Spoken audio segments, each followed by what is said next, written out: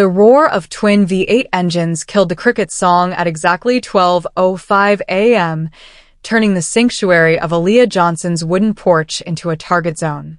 Aaliyah, dressed in simple blue cotton pajamas with her thick, natural hair pulled into a messy bun, didn't freeze. She'd learned a long time ago in this neighborhood that freezing got you hurt. Her hand moved instinctively to the rack behind the door, her fingers wrapping around the cold steel of her 12-gauge shotgun. Her heart hammered against her ribs, a wild, terrified rhythm, but her hands were granite steady as she cracked the screen door open. Two glossy, obsidian-black SUVs had rolled to a stop at the edge of her small yard. They looked like expensive predators in the dim light, completely out of place on the gravel driveway that usually only saw rusted sedans. The high beams cut through the humid night air, blinding her for a second. Vehicles like that didn't come to this side of town to sell cookies. They came to collect debts or leave bodies. Aaliyah had spent 5 years carving out this little slice of peace. She bought this small house, fixed the porch herself, and paid her taxes on time. She owed nothing to anyone. But tonight, the air tasted like danger. A rear door on the lead SUV opened. A tall figure stepped out, immediately flanked by a shadowed bodyguard who positioned himself like a human shield. But the man in the middle didn't need a shield. He carried an aura of absolute, suffocating power that made the night feel heavier. Even in the weak yellow glow of her porch light, Aaliyah could see the sharp cut of his expensive black suit, the crisp white shirt open at the collar, and the intricate, dark ink of a tattoo crawling up the side of his neck, a permanent brand of a violent past. His hair was slicked back, severe, emphasizing the hard line of his jaw. He walked toward the porch with long, predatory strides. He didn't slow down. He didn't ask permission to enter her yard. "Stop right there." Aaliyah's voice was tight, but it didn't waver. She raised the shotgun, the stock pressed firmly against her shoulder, the barrel leveled squarely at the center of his expensive chest. "This is private property. Turn around." The stranger didn't even blink. He didn't look at the gun. He looked straight through it, his eyes dark, intense, and locked onto hers. He stopped at the bottom step, invading her space, his tall frame looming over the porch railing. "Put it down," he said. His voice was a low rumble, gravel mixed with velvet. It wasn't a request. It was a command given by a man who had never been told no in his adult life. "You aren't going to shoot me, Tesoro." Aaliyah tightened her grip on the weapon, her knuckles turning a lighter shade of brown against the steel. The pet name, Sweetheart, felt like a threat coming from his mouth. "Try me," she said, her brows raised in defiance, though her stomach was twisting into knots. "I've fought too hard for this peace to let some rich gangster waltz in here at midnight and take it." For a second, something flickered in his cold eyes. Not fear. Never fear. Surprise. Maybe even a sliver of dark intrigue. He leaned forward, his jaw tight, the urgency rolling off him in palpable waves.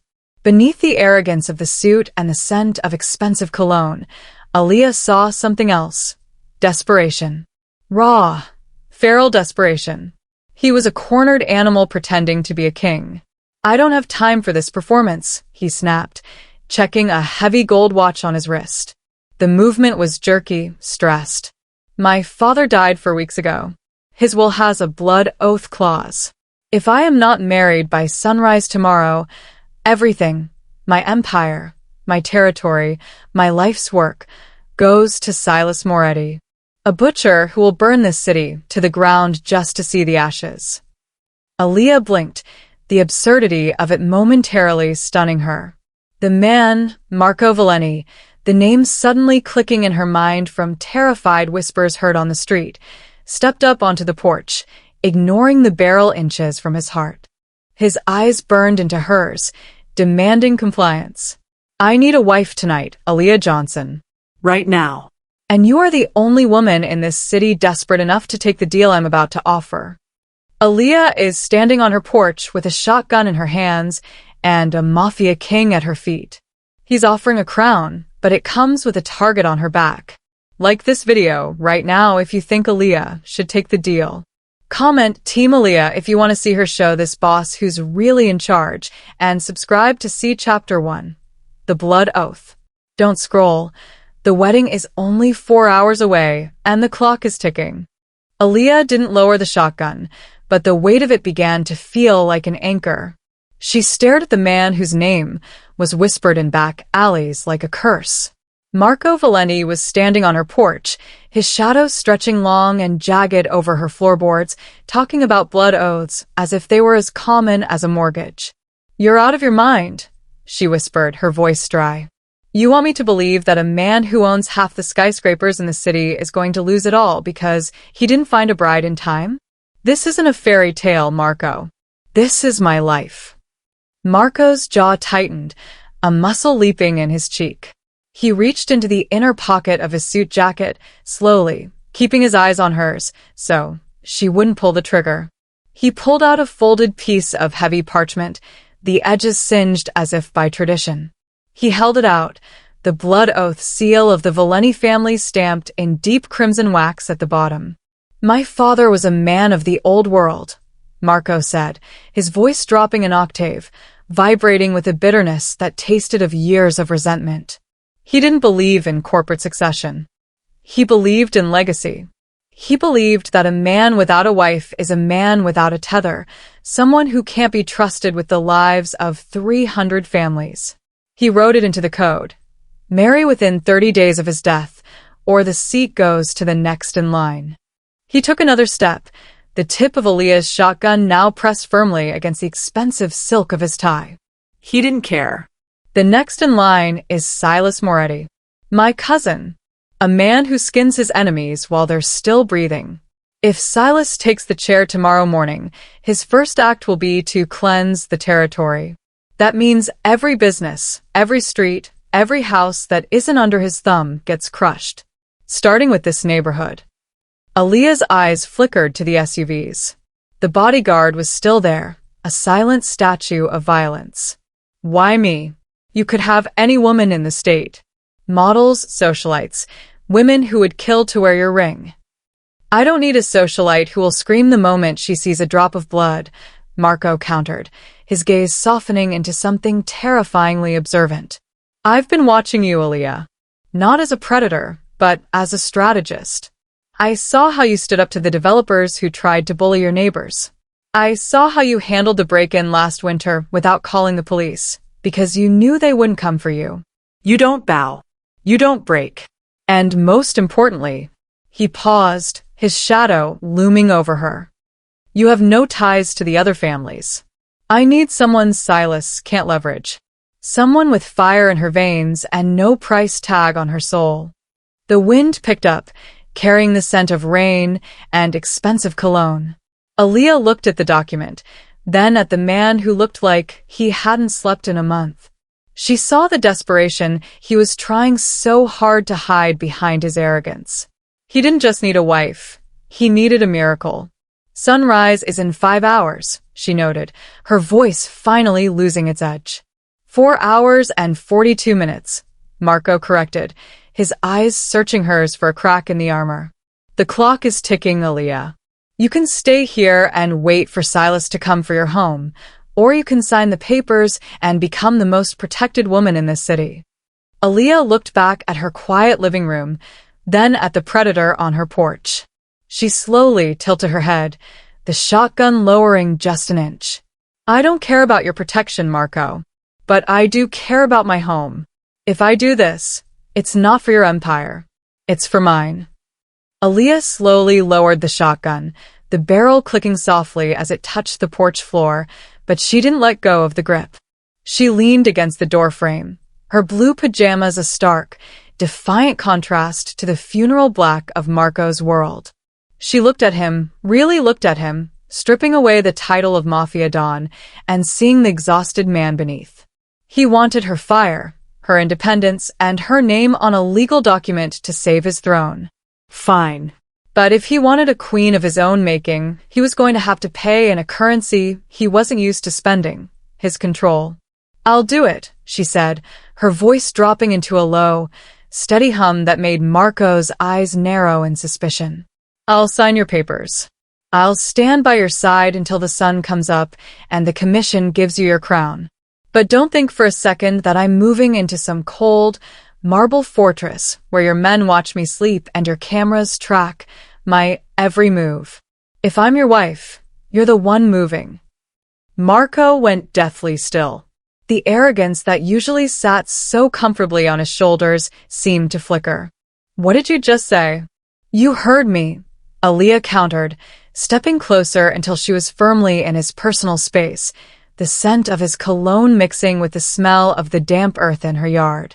If you want me to be the tether my fathers will demand, then you have to stay here. In this house. On this street. You dismiss the convoy. You send that man by the car away.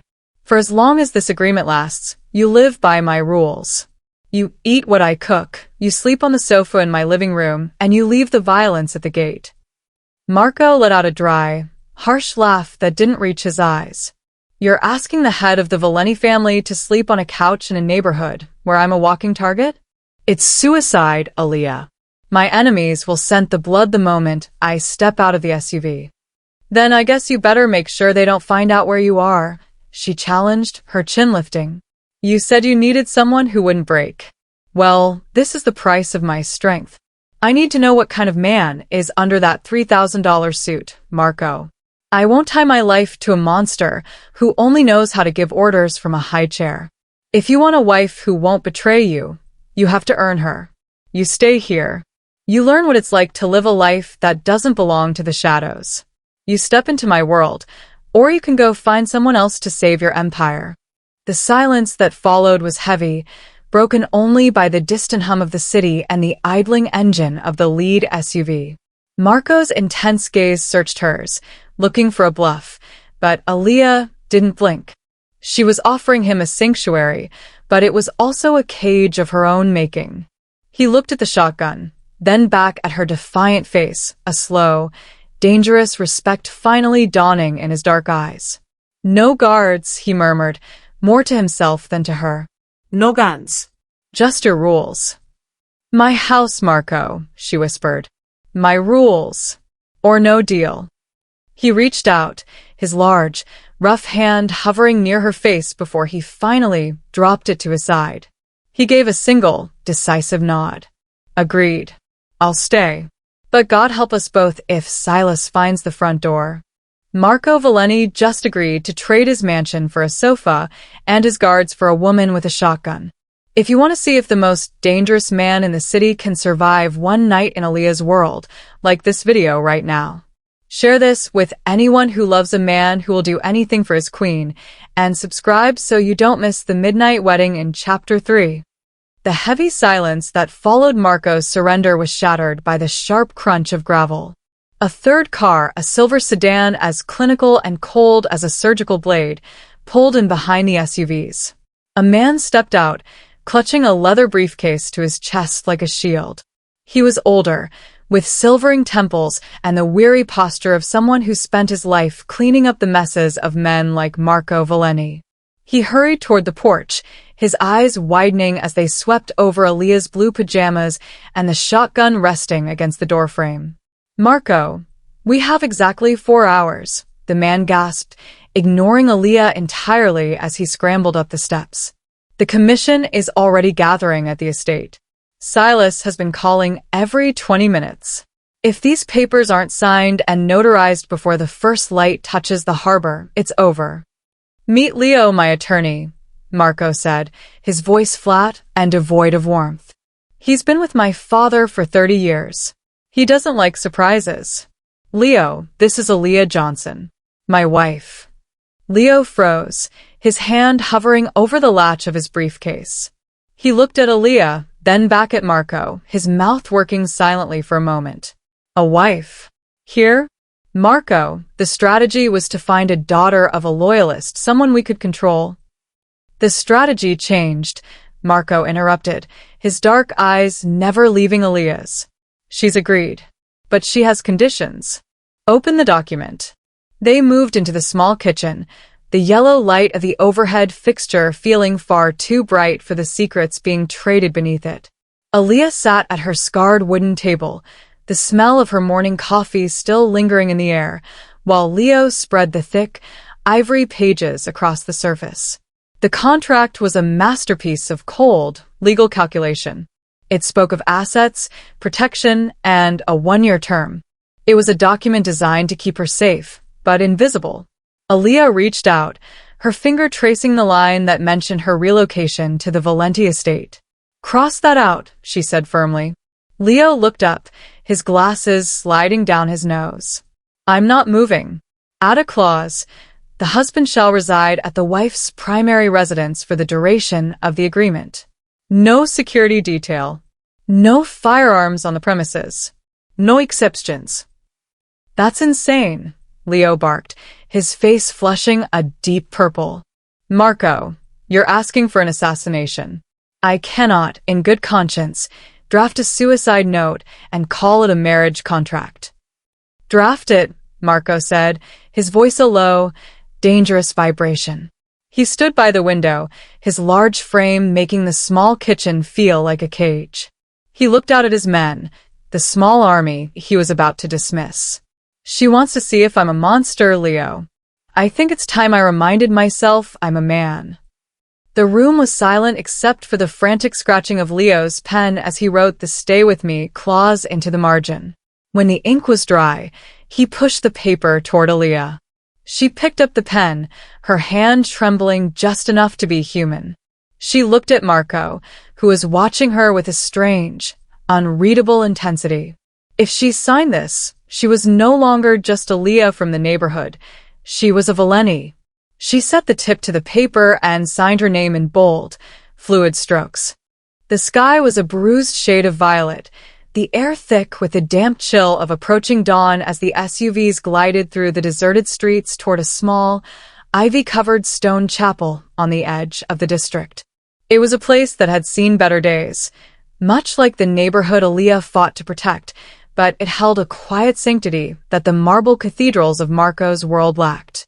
The engine of the lead car cut out, and for a moment, the silence was absolute, a heavy, expectant weight that settled between Aaliyah and Marco in the back seat. Aaliyah stepped out into the biting air, her blue pajamas now hidden beneath a long, cream-colored trench coat she'd grabbed in the rush. Beside her, Marco looked like a shadow carved from the night itself. He had dismissed his primary convoy at the house, keeping only Leo and his most trusted driver, Dante. The power dynamic had already begun to shift. The predator was now operating without his pack. Inside the chapel, the scent of old wood and burnt beeswax greeted them.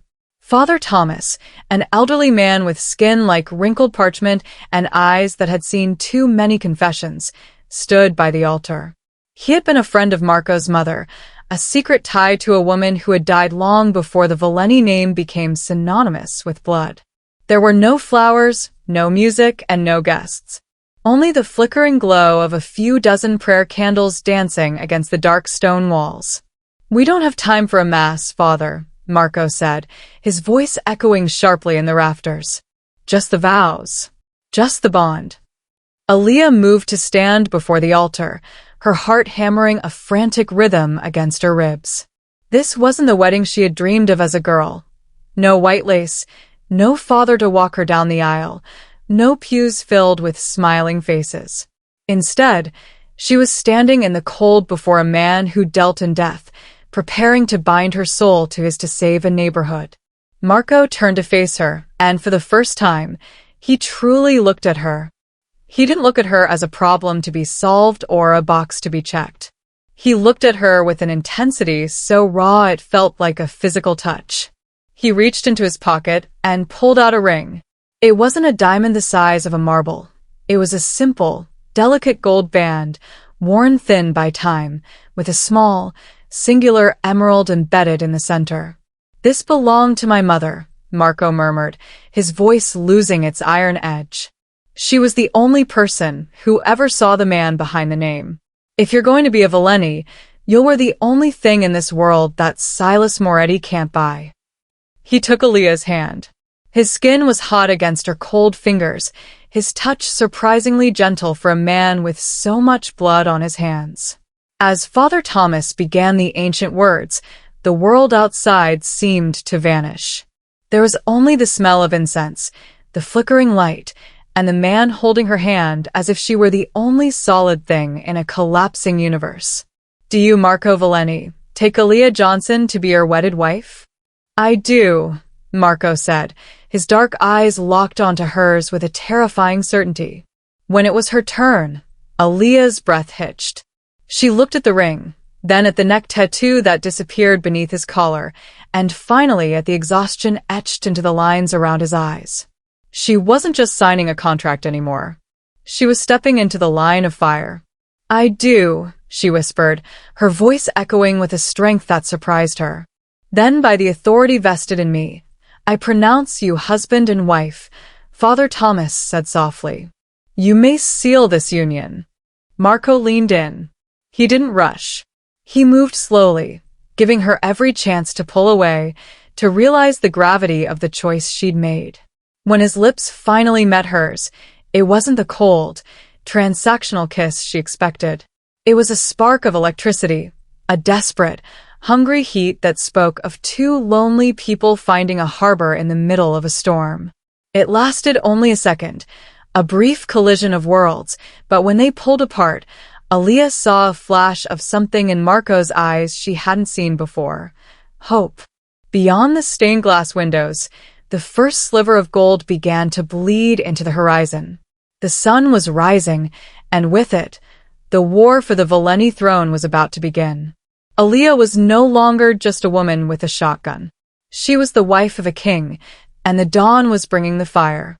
The silver sedan pulled up to the gates of the Valeni estate just as the sun began to bleed across the horizon, turning the white stone pillars of the mansion into the bars of a gilded cage. This was the seat of power for the five families, a place where blood was thicker than water, but cheaper than gold. Aaliyah sat in the back seat, her hand instinctively twisting the emerald ring on her finger. She had changed into a simple, charcoal gray wrap dress that Leo had produced from a garment bag in the trunk. It was elegant, understated, and felt like a suit of armor. Marco sat beside her, his presence a heavy, suffocating heat. He hadn't spoken since the chapel, his jaw set in a line of iron. He reached over, his large hand covering hers, stilling her nervous fidgeting. "They will try to make you feel small," he said, his voice a low, dangerous vibration. "They will look for the girl from the neighborhood, because they think she is a weakness. Show them the woman who held a shotgun to my heart." Aaliyah met his gaze, her dark eyes flashing with a spark of the fire he'd come to rely on. "Don't worry about me, Marco. Just make sure you can handle the fallout when I don't bow." The doors to the Grand Council chamber were opened by two silent men in suits, revealing a room that felt more like a courtroom than a lounge. At the center of a massive mahogany table sat the heads of the other four families, old men with tired eyes and sharp minds. But it was the man standing by the fireplace who commanded the most room. Silas Moretti was younger than the others, his suit a shade too loud and his smile a fraction too wide. He held a crystal glass of amber liquid, looking every bit the predator who had already tasted the kill. When his eyes landed on Aaliyah, his smile curdled into something mocking and foul. "Well, well," Silas drawled, his voice like silk dragged through gravel. "The prodigal son returns with a prize. I expected a bride, Marco, not a charity project from the South Side. Tell me, does she know how to hold a fork, or should we have the kitchen bring out a bowl of scraps?" A ripple of cold laughter moved through the room. Marco's grip on Aaliyah's hand tightened until it hurt, his knuckles turning white. The air in the room pulled tight, a drawn wire ready to snap. Marco took a step forward, his voice dropping to that lethal whisper that usually signaled the end of a man's life. "Careful, Silas. You're speaking to the wife of your Don. Even in this room, that tongue can be removed for less." Silas didn't flinch. He walked toward them, his eyes raking over Aaliyah with a calculated disdain that made her skin crawl. "Don?" not yet, cousin. The will is specific. A legitimate union. Not a transaction made in the dark with a girl who looks like she's wondering if the silver is real. He stopped inches from Aaliyah, his breath smelling of expensive scotch and rot. Tell me, darling, how much did he pay you to play dress up? Was it enough to fix your porch? Or did he promise you the world before he discards you in a month? Aaliyah felt the heat rising in her chest, but it wasn't the heat of embarrassment. It was the slow-burning fuse of a woman who had been underestimated her entire life. She didn't look at Marco for help.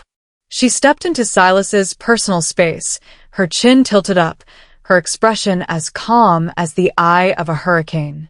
He didn't pay me anything, Silas, she said, her voice clear and ringing through the vaulted chamber. The room went silent. Even the elders leaned forward. Marco didn't come to me because of my price. He came to me because he knew that in a room full of vipers like you, he needed someone who actually knows how to keep her word. You see a girl from the neighborhood? That's fine. Because where I come from, we see a snake a mile away. And we know exactly where to step to crush its head. Silas's smile vanished, his face turning a dark, mottled red. Behind her, she heard Marco exhale, a sound that was half laugh, half growl of pride. The commission members exchanged looks of sudden, sharp interest. The snake had been bitten, and the trial had only just begun. The tension in the chamber was a living thing, thick enough to choke the sunlight streaming through the high, arched windows. Silas took a step back, his hand trembling slightly as he set his glass on the mahogany table with a sharp clack. He looked to the elders, his voice pitched high with desperation. Are we really going to listen to this? This girl is a distraction. A pawn in a desperate game. Look at her.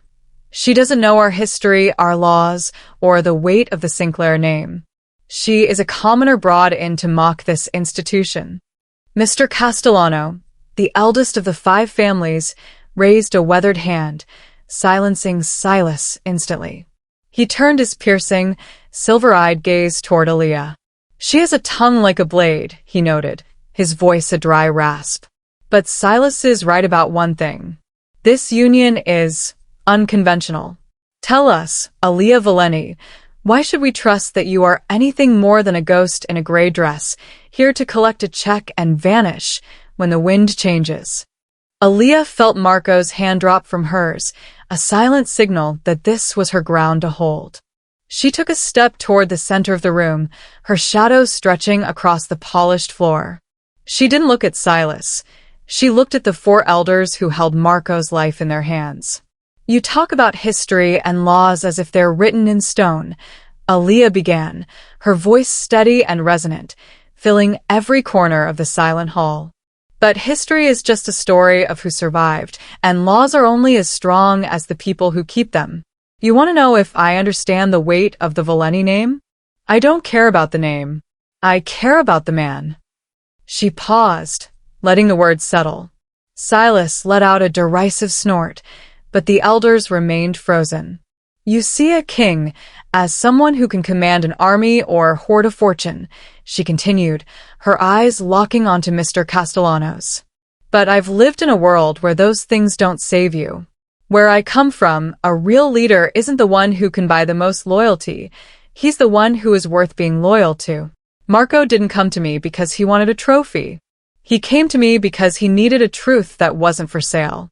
He needed someone who would look him in the eye and tell him when he was wrong, and someone who would stand in front of a bullet for him when he was right. She turned slightly, gesturing toward the room at large. You're worried about whether I belong in this world. But maybe you should be worried about whether this world still deserves to exist. If your version of power is a man like Silas, someone who hides behind rules to bully women and snakes his way into a chair he didn't earn, then your empire is already dead. It's just waiting for the fire. Aaliyah stepped closer to the table, her hands resting flat on the wood. A real king doesn't need a fortress. He needs a home. He needs a reason to come back when the day is done. I am that reason. I am the tether he chose because I cannot be bought, I cannot be bullied, and I will not bow. If you want a leader who knows the value of blood and sweat, you have him. But if you want a puppet, keep looking. Because the man I married isn't for sale, and neither am I.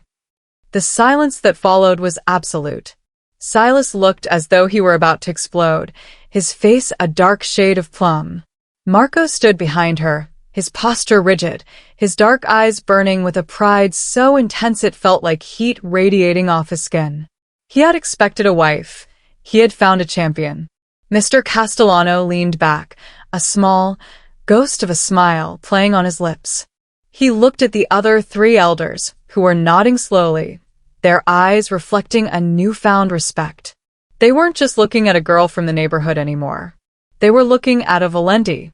The commission has heard enough, Castellano declared, his voice ringing with finality. We will cast the votes. Silas, sit down. You've said quite enough for one lifetime. Aaliyah just risked everything to put the most powerful men in the city in their place.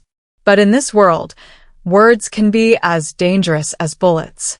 Does the commission see her as a queen or a liability?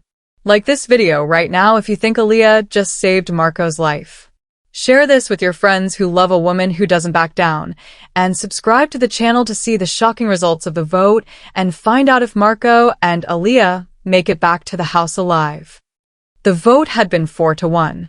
Silas Moretti had been left sputtering in the wake of a landslide victory he never saw coming, but the victory felt hollow as the silver sedan pulled away from the Valenti estate for the final time that day.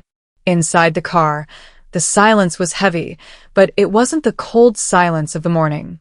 It was the silence of two people who had just survived a war and were now realizing they were tied together in the peace. As they reached the edge of Aaliyah's neighborhood, Marco did something that made Leo, his attorney, gasp in the front seat. He tapped on the glass. Stop the car, Dante. The sedan lurched to a halt under a flickering streetlight. Marco looked at the two SUVs idling behind them, the small army that had been his shadow for a decade. He turned to Aaliyah, his dark eyes searching hers, looking for any sign of hesitation. Seeing none, he rolled down the window. Go back to the estate, Marco commanded his men. All of you, take the cars, the weapons, and the noise. I'm staying here. My wife has made it clear that my world isn't welcome across her threshold tonight. Marco, you can't be serious. Leo turned around, his face pale.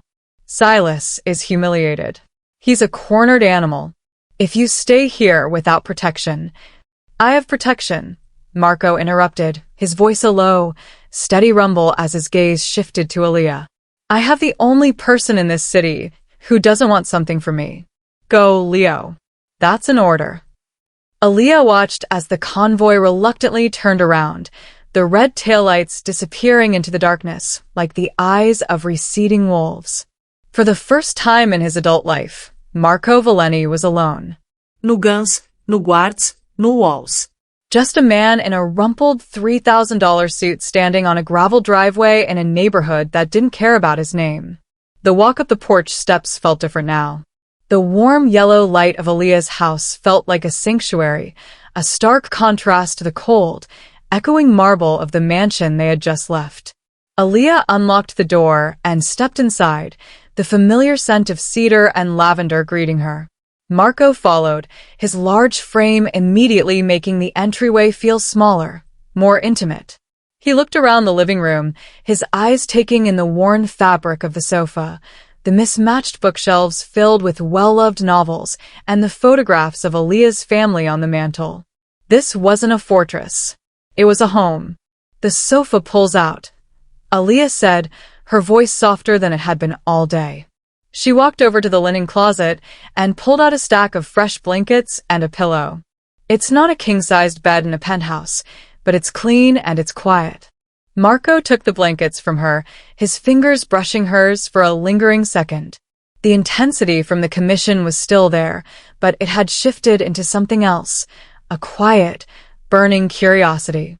He looked at the small kitchen, then back at the door he had just locked.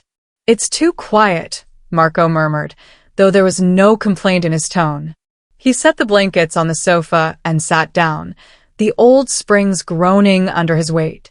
He looked up at Aaliyah, his dark hair falling slightly over his forehead, the fierce dawn finally replaced by a man who looked like he had forgotten how to just be. "You'll get used to it," Aaliyah said, leaning against the doorframe. She watched as he unbuttoned his suit jacket and tossed it over the back of the chair, followed by his silk tie. He looked out of place, a wolf in a garden, yet he didn't seem to mind the lack of walls. "You really did it, didn't you?" Marco asked, his eyes locking onto hers. "You told the 5 families to go to hell, and they thanked you for it." Aaliyah gave a tired, triumphant smile. "I told them the truth, Marco. Now, if you're going to stay here, you should get some sleep. Tomorrow, the world starts again." As she turned to go upstairs, she felt his gaze on her back, not as a predator, but as a man who was finally, for the first time, home. The sun rose over the neighborhood not with the cold, clinical precision of a high-rise office, but with the smell of damp grass and the distant clatter of a neighbor's lawnmower. Aaliyah walked down the stairs at 7 a.m., expecting to find the living room empty or Marco already dressed in his armor-like suit, barking orders into a burner phone. Instead, she found the Dawn of the East Coast struggling with the basic mechanics of her old-fashioned percolator. Marco was a sight that made her pause in the kitchen doorway. He had discarded his dress shirt for a plain, oversized gray t-shirt Aaliyah had found in the back of her closet, a relic from her college days, and he was barefoot. The sight of his tattooed ankles and heavy muscles framed by the humble yellow wallpaper was jarringly domestic.